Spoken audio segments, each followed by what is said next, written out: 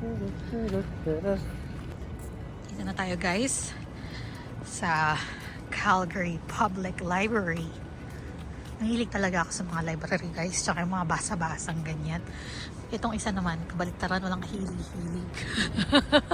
Marunong ako mambasa. Yeah.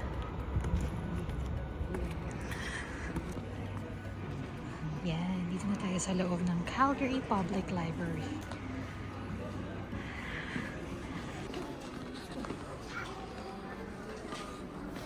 Yan, may designated area sila para sa mga children, which is ang laki.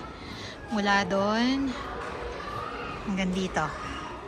Puro siya children's part of the library. So, ang laki ng public library nila, ng children's side ng public library. Wala pa dito yung mismong library na pang-adult. Sa taas yata yun. Mamaya, check din natin kung anong itsura dun sa taas. Nakalimutan ko na kasi kung anong itsura to. Hilig ako sa mga libro. Gusto ko lang din siyang kasi katulad niya, no? Merong mga drop-in family camera. Tambay-tambay lang tayo dito, guys. Ayun, si Vibe na hype siya.